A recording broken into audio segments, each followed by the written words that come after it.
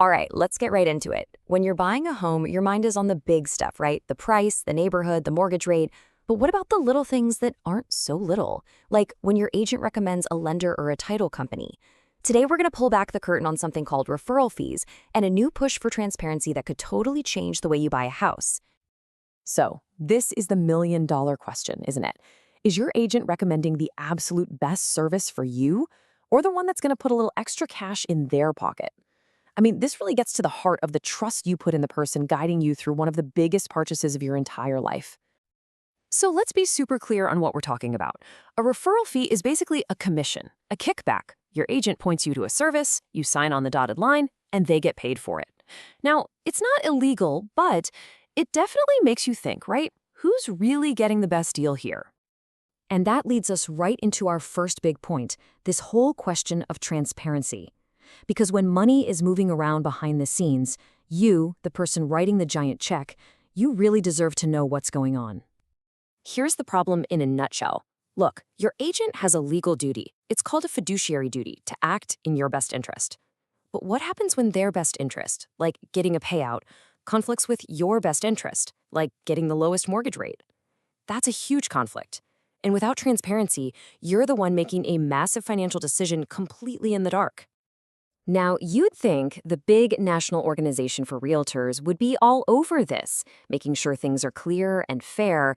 Well, what they did, or rather what they didn't do, is what makes this whole story so interesting. Let's look at what happened. On the surface, this sounds amazing.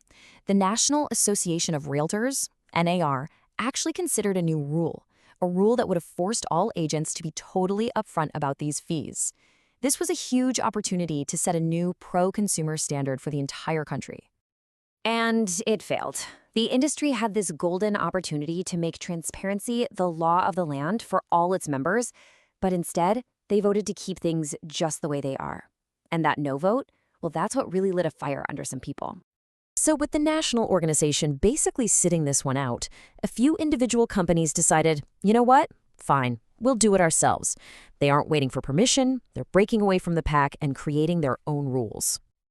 Yeah, instead of just shrugging their shoulders and accepting the failed vote, some major brokerages saw an opening. They figured if the industry as a whole wasn't going to lead on this, well, then they would. First up, you've got eXp Realty. And this isn't some new thing for them either. The Consumer Federation of America has already given them props in the past, calling their approach fundamentally pro-consumer. So yeah, they've got some serious street cred when it comes to looking out for buyers and sellers. And their consumer choice form is a total game changer. It's so simple, but it's incredibly powerful. First, it acknowledges that, yeah, your agent is probably going to recommend someone, but then, and this is the crucial part, it explicitly tells you to go shop around, to interview at least 2 different providers. It's all about putting the power right back where it belongs, in your hands. Then you've got another major player, Benchmark Realty. And wow, they did not mince words. This statement just cuts right to the heart of it. Clients deserve total clarity. You should know exactly how and by whom your agent is getting paid. That's a pretty bold stance.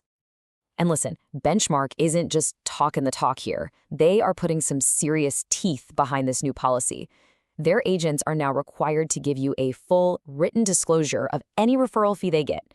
And if they don't, they could face disciplinary action, even up to getting terminated. That shows you they are not messing around.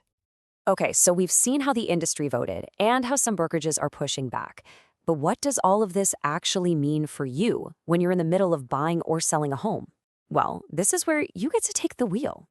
Here's the main thing to remember. You have way more power in this situation than you might think. Don't be shy, ask your agent. Straight up, do you get a fee for this recommendation? And take a page from eXp's book. Always shop around. Get at least 2 quotes for everything. And never, ever forget, you are the boss. You are not required to use anyone just because they were recommended. You know, this quote from eXp's new form, it just says everything, doesn't it? The decision is yours. It's that simple. It's a powerful reminder that when it comes to this huge financial step in your life, you are the one in the driver's seat. It's your call. So where do we go from here? You've got this failed national vote on one side, but on the other, you've got this new movement for transparency bubbling up from individual companies. What does this all mean for the future of real estate? Right now, it all starts with these two. Just two major brokerages deciding to chart a new course. And yeah, it might seem like a small number, but think about it. Most big changes start exactly like this, with a couple of pioneers saying, you know what, the way things are just isn't good enough anymore. And that's really the big question we're left with. Now that the cat's kind of out of the bag and some companies are offering total transparency, will you, the consumer, start to demand it from everyone? Could this be the tipping point that finally forces the entire real estate industry to operate with a whole new level of honesty? Only time will tell.